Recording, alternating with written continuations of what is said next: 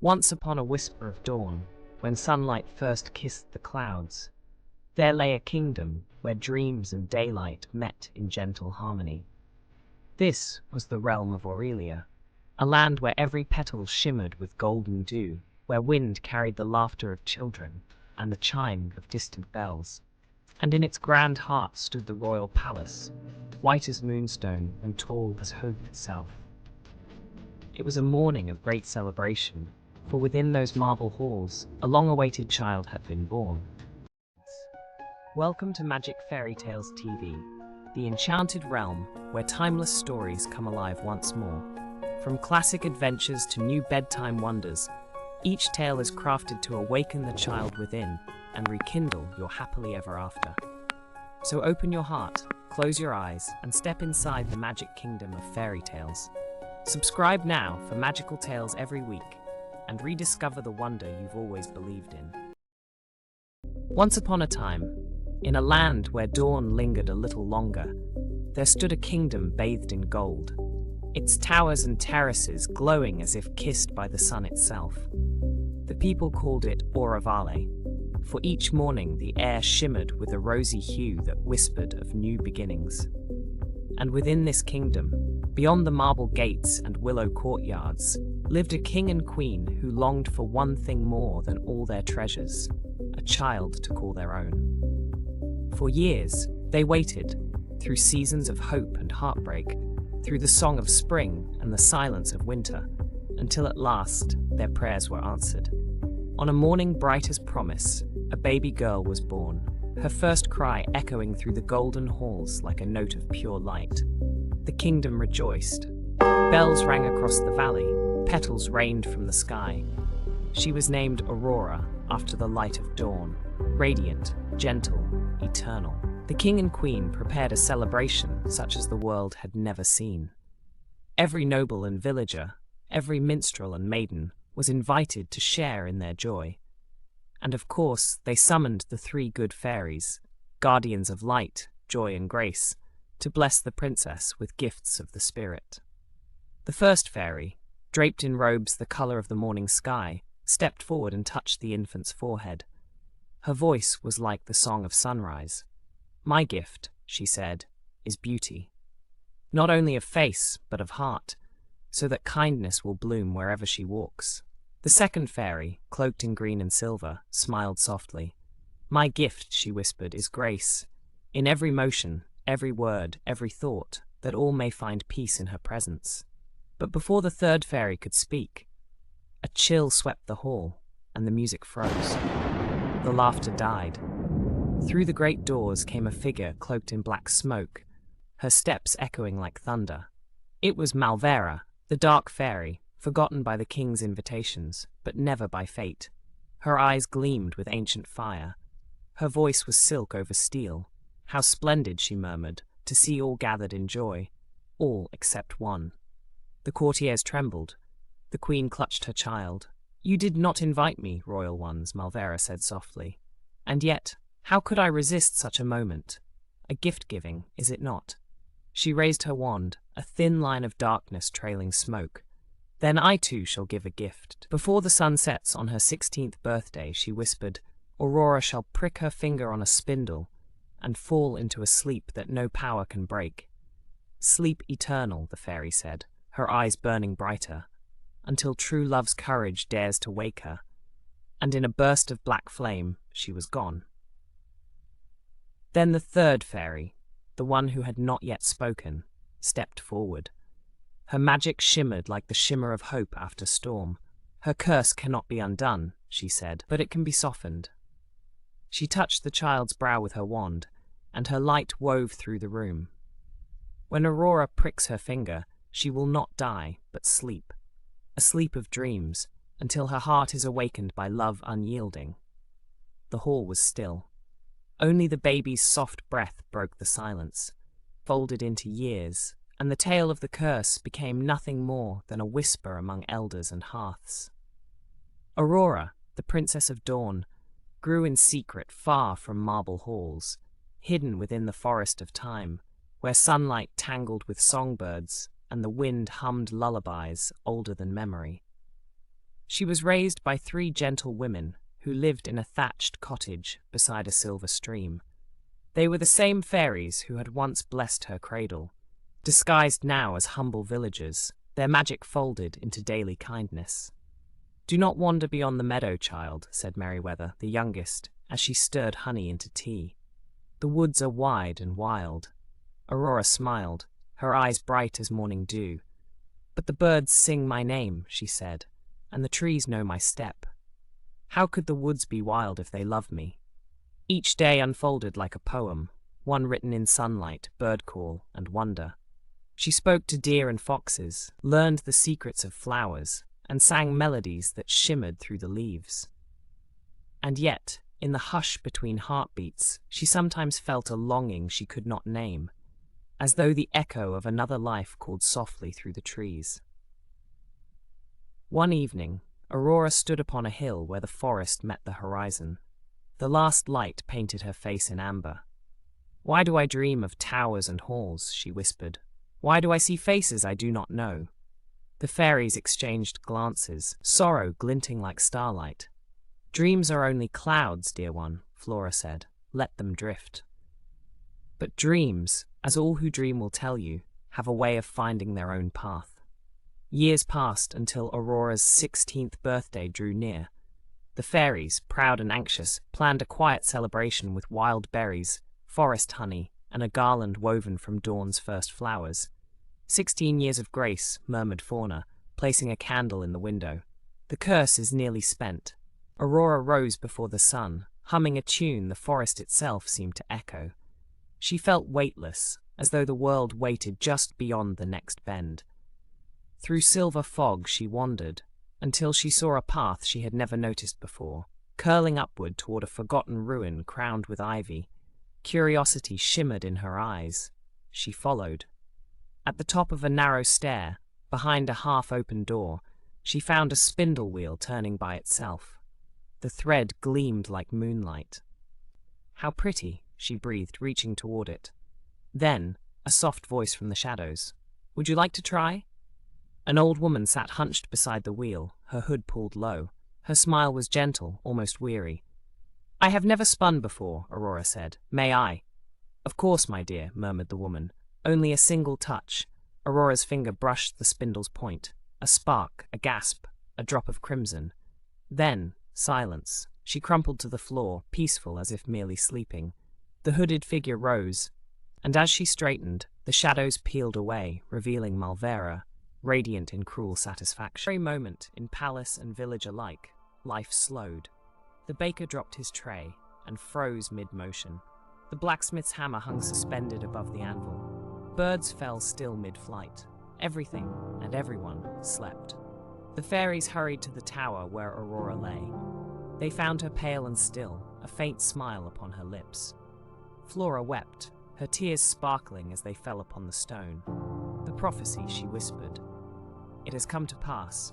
But Fauna lifted her wand. "Then let us weave her rest in beauty." They carried her gently to the castle's highest chamber. There they laid her upon a bed draped in white roses and moonlight. "She shall not lie alone," said Merryweather, her voice trembling. "Let the whole kingdom dream with her." She raised her wand, and a new spell shimmered through the air. Every soul in the kingdom closed their eyes, sinking into a gentle slumber, as vines rose to cradle walls, as time itself slowed to a heartbeat's hush. The forest grew around the castle, thorns twisting, branches weaving until the palace vanished behind a living wall of green. So thick were its boughs that no man dared to pass. If this enchanted tale is casting its spell on you, dear listener, don't forget to subscribe and follow the magic. Every week brings a new classic reborn. And thus the Kingdom of Dawn fell into stillness, guarded only by ivy, moonlight, and time itself. Years became decades, and decades, centuries. No sound stirred, save for the whisper of wind through the briars, and the echo of a forgotten lullaby. Sleep, fair heart, till courage calls. Time forgot itself within the forest. Seasons turned without witness. The sun and moon shared their watch over a kingdom locked in perfect sleep. The vines thickened into walls of living iron, thorns sharp as sorrow, flowers white as memory. They grew from the castle's base and spiraled upward, curling around spires, gates, and bridges until all was hidden. No traveler dared enter the forest of thorns. Some said spirits guarded it. Others said time itself had fallen ill and would not move beyond its edges. Yet at night, when the stars whispered above the trees, one might hear, very faintly, the echo of music, the lingering heartbeat of a world still dreaming. In the great hall, the banquet stood untouched. A goblet of wine trembled eternally at the lip of a table. Candles burned without consuming their wax, forever frozen mid-flame. And upon the highest tower, beneath curtains woven from moonlight, Aurora slept. Her face had not changed. Her breath was soft as dawn. One hand rested upon her heart, the other open as though waiting for a promise once spoken long ago. Far beyond the forest, kingdoms rose and fell. Empires bloomed like summer flowers and faded into dust. But legends have longer lives than kings. They told of a hidden kingdom lost to time. A palace where an enchanted princess slept, her beauty untouched by age. And somewhere, said the storytellers, a prince of pure heart would find her and wake the world anew. One day, in a realm where the rivers ran like molten gold and banners rippled across clear skies, a young prince heard this tale. He listened as an old minstrel sang of the sleeping kingdom beyond the thorns. They say, said the minstrel, his eyes half-lidded, that whoever wakes the princess shall inherit not only her hand, but the blessing of all forgotten dreams. The hall laughed, for such legends had become little more than fireside stories. But the prince, Elias, did not laugh. Dreams, he murmured, are not to be mocked. That night, sleep would not claim him easily. When it did, he dreamed of moonlight through vines, of roses that breathed, of a girl asleep within crystal light. Her hair shone gold even through the mist of time. And when he reached for her hand, he woke, his heart racing as though he had touched eternity. He rose before dawn, calling for his horse.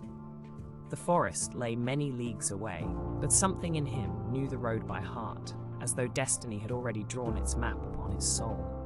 For 7 days, Prince Elias rode, through meadows where the grass whispered secrets, across valleys where ruins slumbered beneath ivy and rain, over hills where windmills turned like watchful eyes. The farther he rode, the quieter the world became. Birdsong faded, villages thinned, even the air grew strange, heavy with a perfume of rose and rust. At sunset on the 7th day, he reached the edge. Before him stretched the forest of thorns, a wall of twisting vines that shimmered faintly, as though breathing. Each thorn glistened with dew like frozen tears. Each branch hummed softly, almost singing, the lullaby of a world that did not wish to wake.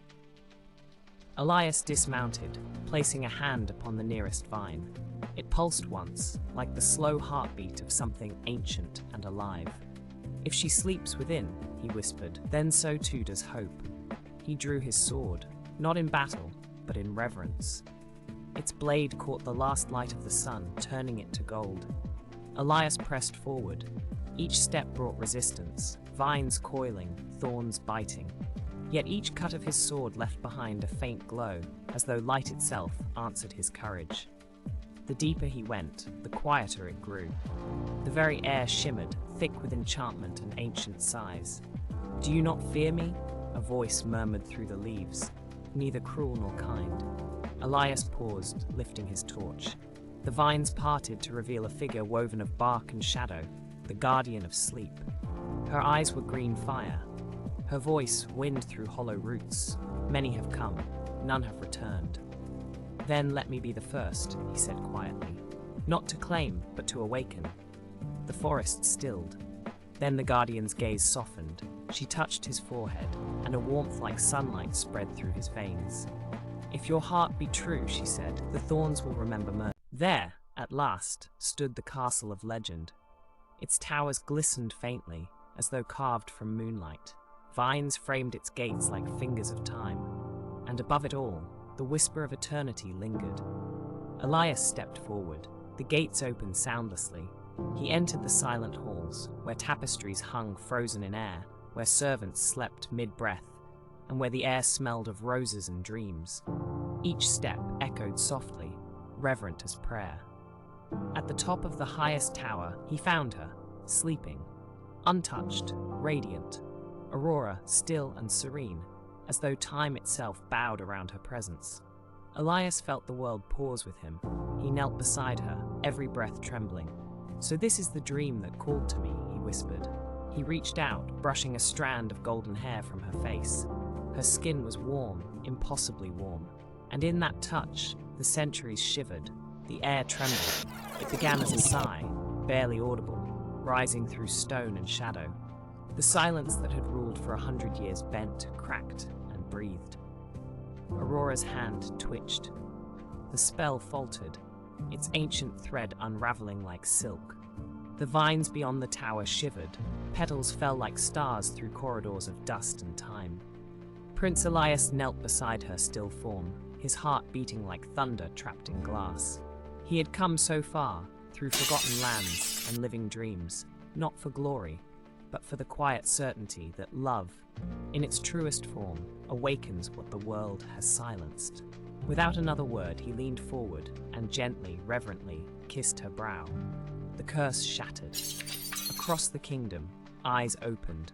Knights awoke where they had fallen. Birds burst from frozen mid-flight, singing wild hymns of dawn. Candles flared to life in every corridor. And the forest, once grey and silent, unfurled in green fire, leaves shimmering as though painted anew by sunlight itself. Aurora's eyes opened. Blue as morning after rain, they blinked softly, and in them, the reflection of a world being reborn.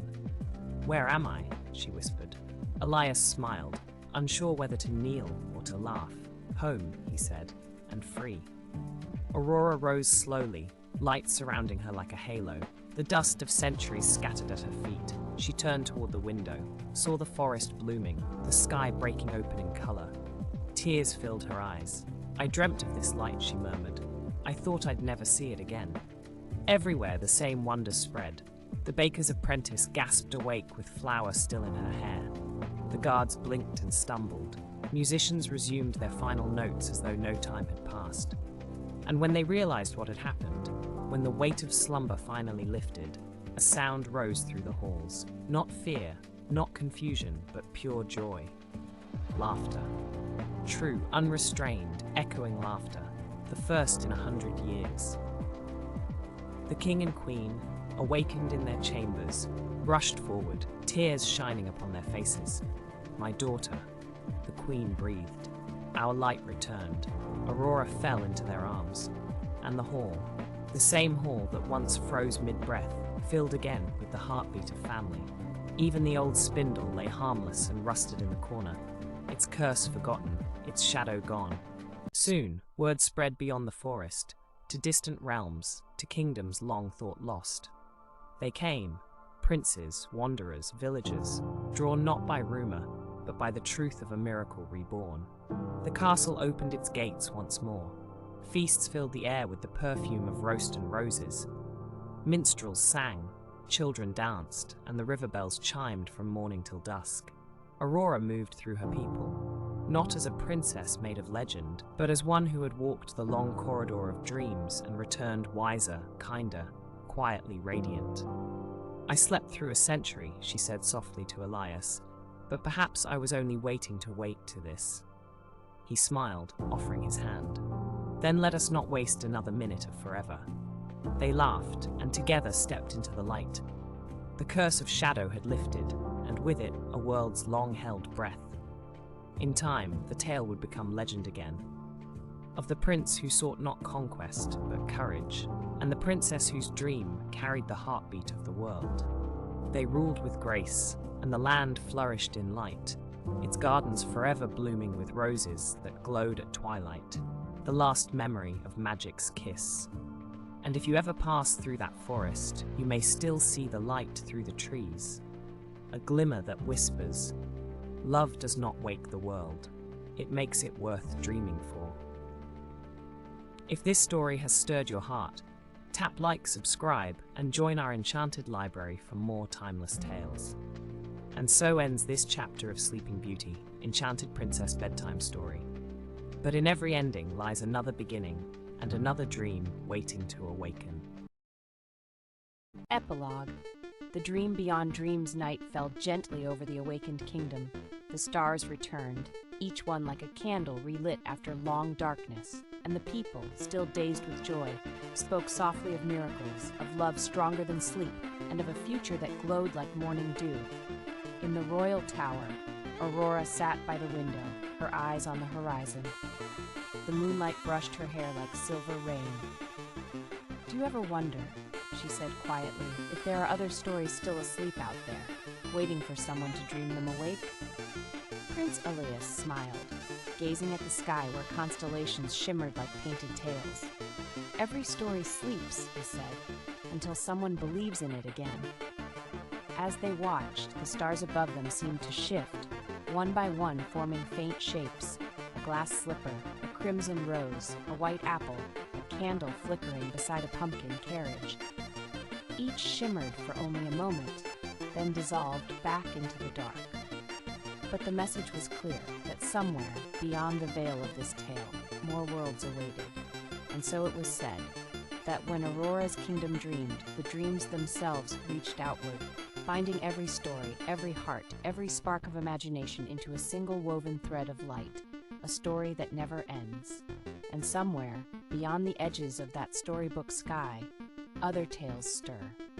Not the same, but reflections of the same light.